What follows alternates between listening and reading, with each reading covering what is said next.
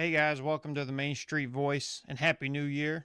I hope everybody was responsible, unlike our state government, who currently has all of us in a clapped out cutlass about to drive off the fiscal cliff.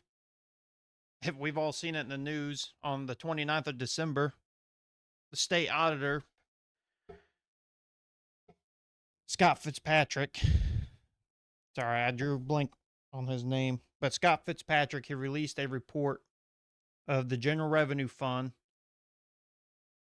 saying that at the rate the state's going, by 2028, mid 2028, the surplus money is going to be gone because the state continues to vote in a deficit spending. So, the general revenue fund, for people who don't know, that's what pays Medicaid, teachers, state employees, and some infrastructure as far as buildings and whatnot. So, if that runs out and we don't have the money, there's going to be some massive budget cuts. And the concern is a lot of our current lawmakers are pretty new, newly elected. So they're used to having the surplus. So if they do go over budget, it's not that big of a deal. So what he's concerned with when the time comes and we got to really start pinching pennies, they won't know what to do because they've just been living in this party the past 5 years. And now that the party's over, they didn't really take in consideration with the hangover. So to get into details with the numbers, 2 years ago, two and a half now, it peaked at $6 billion as far as extra that they had saved up in the general revenue.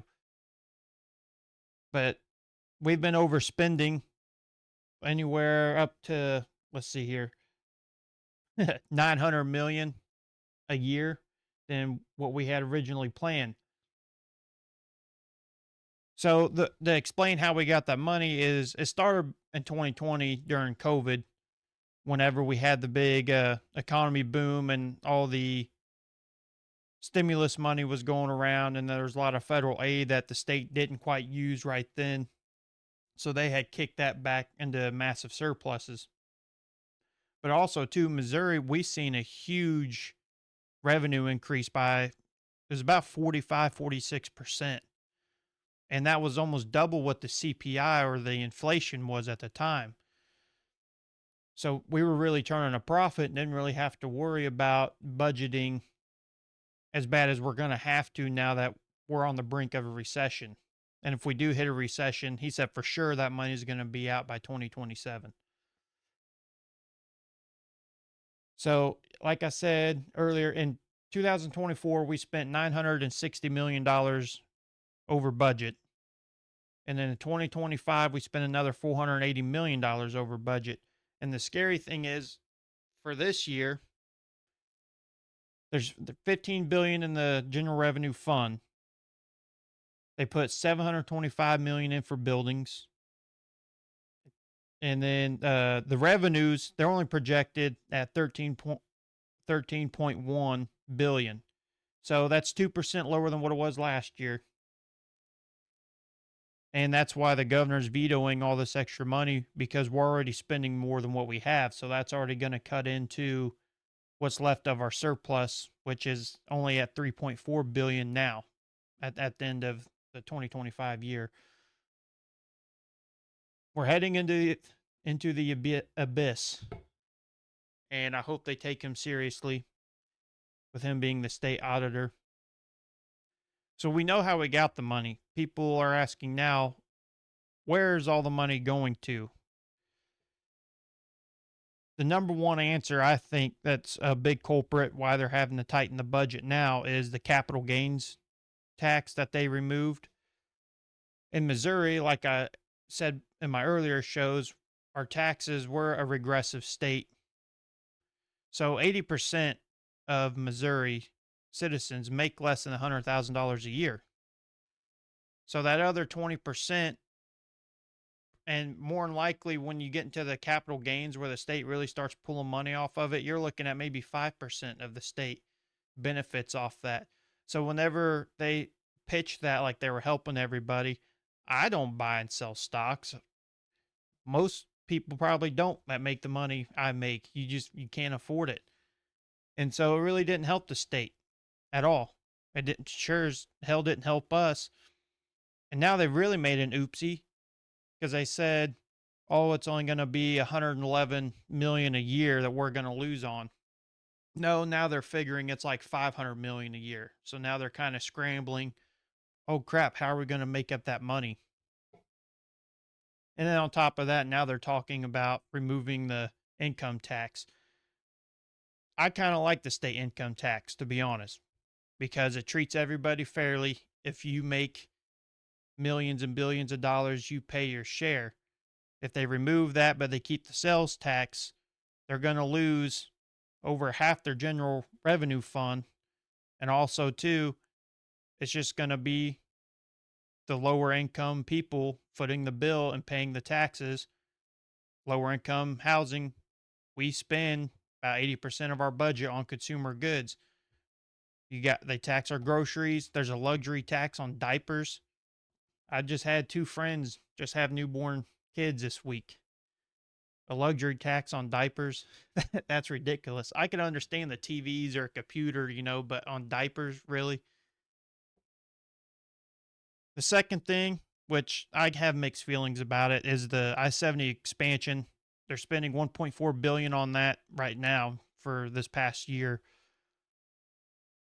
I feel like we don't need it, but then on the days where I get stuck behind the truck drivers who got their CDL out of a cereal box in California, and they're sitting side by side at 60 miles an hour, and from, I don't know, let's say Kansas City all the way to the Midway truck stop, they do that side by side. Yeah, I think 3 lanes would sound pretty nice, but knowing my luck, it'll just be three of them now riding, smoking the bandit style, trying to block everybody off. It irritates me so much. And one of the big kickers, I saw there was 100 million taken out from state funds for court judgment. I thought that was interesting, so I started to look into that.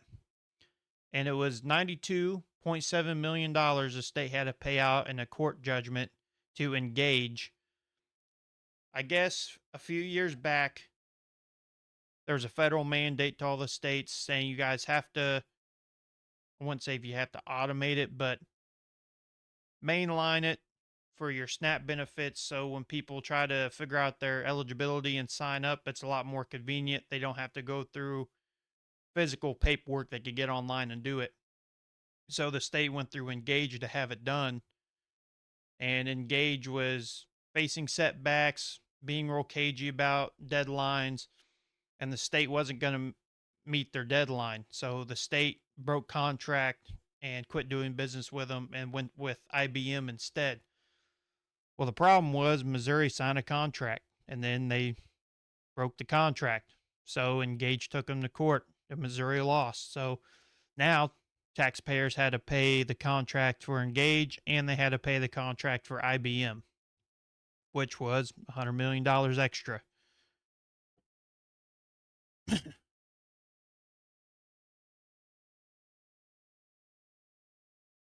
Yeah, as of November 2025, he said in his report that it's down to 3.4 billion. So it's probably going to be, well, here there's already 2 billion extra spending.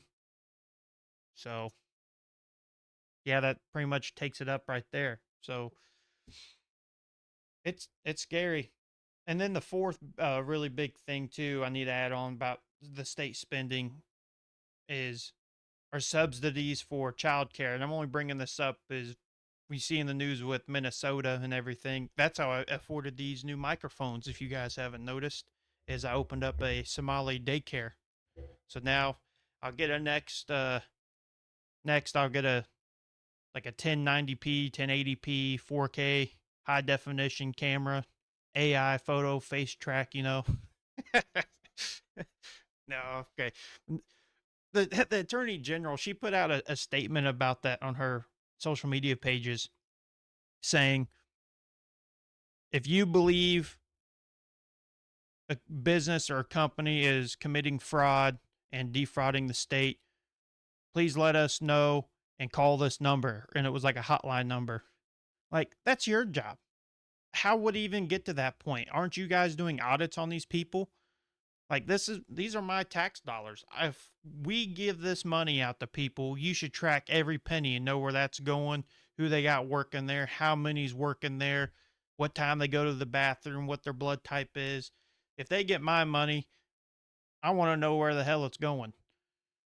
I do not like her at all. And her attitude with things are the reason why our health insurance is not being dealt with. Our premiums are going up.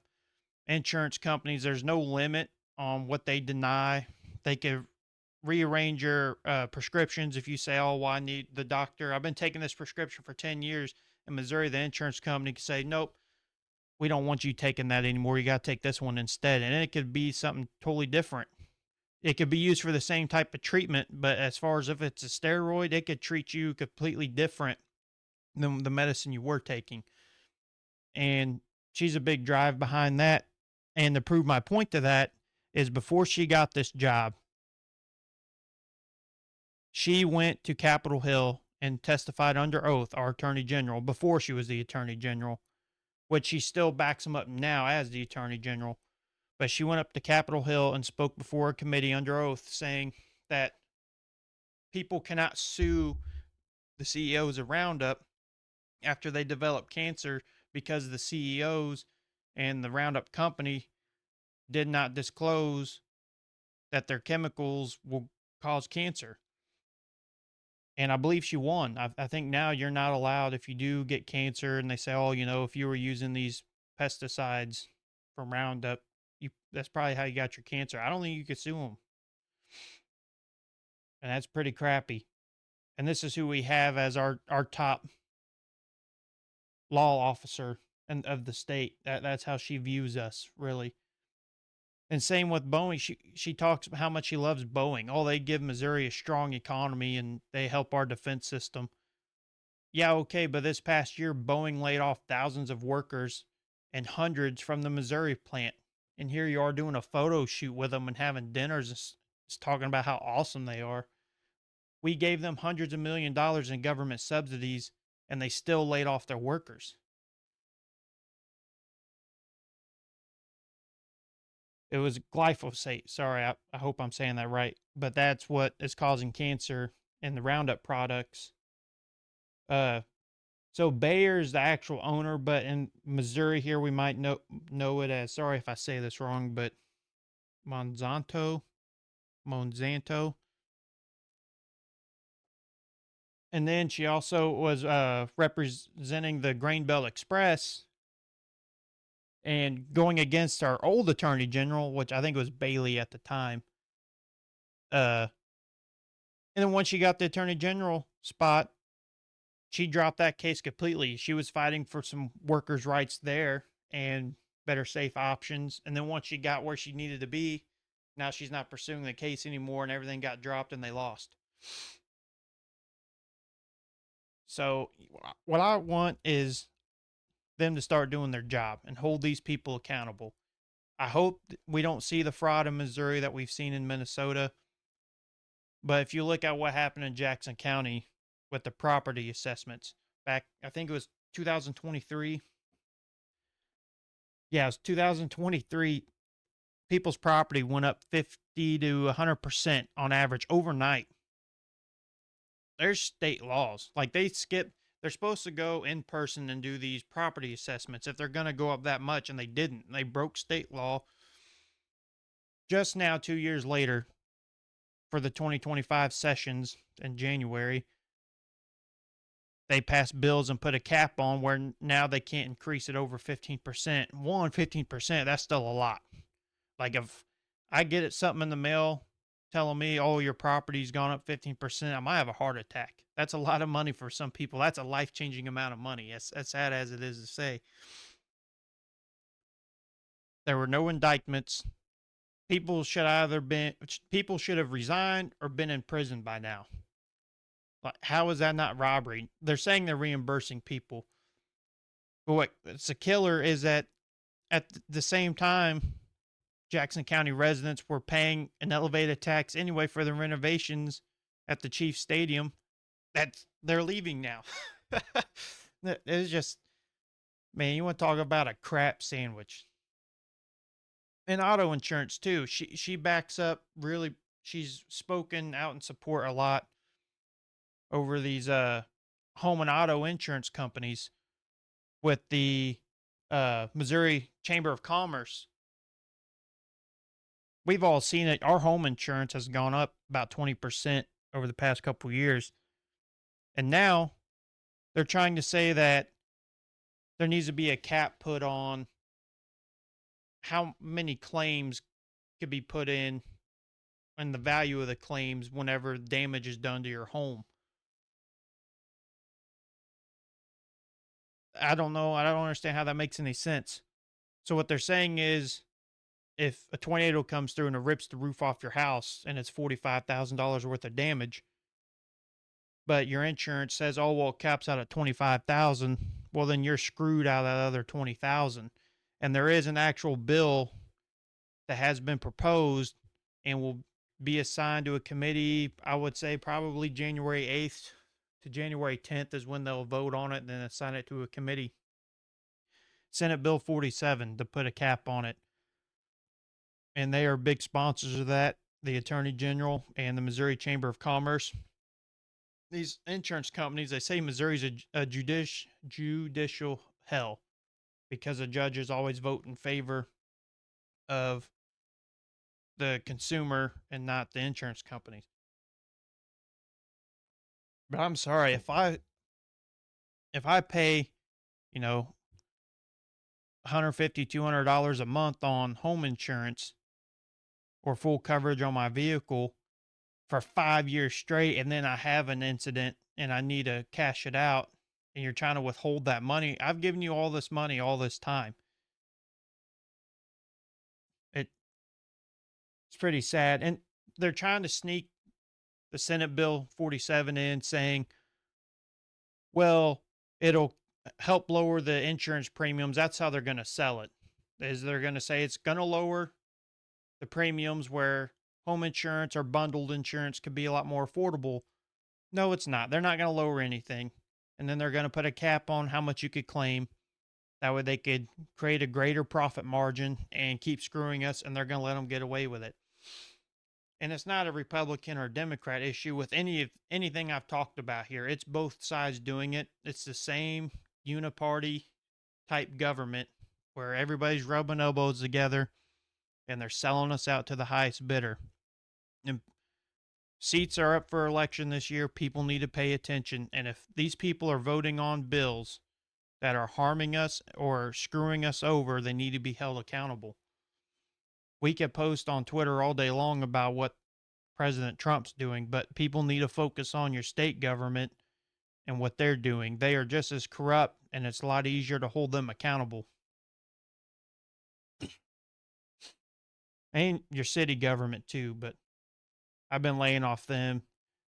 They've been pretty boring here lately. They didn't have a meeting this week. It won't be till actually it's coming Monday, but I'm not going to that city council meeting. I have that interview with the state chairman of the Constitution Party, so that'll be exciting. I've been looking forward to that for a while. Excuse me. But I'll let other people, they could take charge of Boonville if they want and give them the breaking news on what their local government's doing. Kind of got a sour taste in my mouth on that is, you know, back in August, I went before city council and I said, hey, our crime's increasing. I'm not seeing anything done about it. Both my kids' schools just put in lockdown. Is the city council putting new ordinances in place? Or are they doing anything to assist the city police to help with crime? Because the crime's coming. Whether they like it or not, the crime is going up. And I got some heated backlash from the city council for it. They kind of gave me the runaround. Ned Beach, the mayor, said that the city police do a great job and that they're going to keep continuing to do what they're doing and that they're not changing anything. And then I got a lot of hate on social media too. I had people tell me, well, if you don't like it, then just move out. Or, oh, I walk around the streets all the time. Boonville's safe. There's not a crime problem. I started thinking, like, well, what the hell? Like, maybe there's not a happy ending to this. All I did was just express my concerns as a parent, and I got a lot of flack from people. But the hell with it. It's true if you look at the numbers. So after I did that in August, we've had 4 more gun-related incidents in Boonville, and people are telling me now this last incident, oh, it's just spillage from Columbia. No, if you look at the demographics and pull up the public reports of who's been arrested, they are people who live in town. So regardless if they move from Columbia, then they move. If they're in Boonville, they're Boonville residents. So it's not people just passing through. It's people who live in the community causing this. We need more police officers. We need to pay them more. We need to do more patrols. They know where the problematic areas are. Put more officers there. Since the past 3 years, the crime in Boonville's gone up 22%. We're 71% above the national average for property crime. I've had my vehicle broken into twice now since I've lived here. I've only lived here 6 years. I'm from Missouri, but I lived in a smaller town before Boonville, and it's stupid. That August meeting too, I was at. That was the same meeting where they were grilling Chris Coleman about his properties, which they tore them down. Now that was in the news too a while back. Told him to get the permits, and he got the permits, and they still tore his house down. So, well, both houses. So he's got a bit of history with them, I guess. So I'm not getting into it too much. I told him I wouldn't. I talked to him frequently. I'm not going to get into it too much because I promised him. But yeah, I've seen how they handled business, and I've seen what the people around this town do. And if that's how they want to have it, then so be it. But I think that's all I got for now. I got 2 guests for sure this month, where my main goal is I'm going to try to start having a lot of guests on, uh, art anywhere from local artists to local business owners to government officials. I don't care if you're a city councilman, Boonville, Columbia, Sedalia, Blackwater. I don't care. If you want to come and get on the show and talk, just hit me up. I'd love to have people on here. If you're a business owner, it doesn't have to be from Boonville. It could be a business owner from a town around here, central Missouri. It doesn't matter. I'd love to have you on in person or Zoom. Either one's fine. But yeah, that's all I got.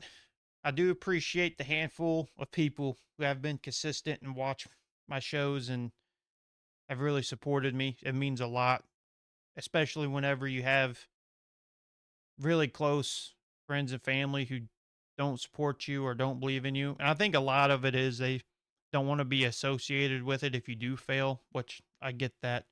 But the few real ones who aren't even family who've really stuck by me, I really appreciate you. And I don't care. My last video, I only got like 4 views, and I'm okay with that. Because the way I see it, if that's 4 views or even 2 views, sometimes that's more people that have showed up or took time out of their day to watch my video than people I had show up to my ball games when I was a kid. So if I get 8 views, 10 views, that's me with a group of friends listen to me talk. If I get 30 views, that's me thinking about giving a presentation to class. So I don't expect thousands or millions of views. So I really do appreciate the handful of people who show up for me every week and look forward to it. So that's all I got. I hope you guys have a good new year, and I think 2026 is going to be awesome. I know we're starting a new year with people we lost last year. You know, we're not leaving them behind. but we are going to miss them, though. I do feel like good things are about to happen. And also, too, for the people, you need to be proud of yourself because you survived a year that you were probably fighting battles nobody else knew about. So we're going to do it again this year. But I'll see you guys later.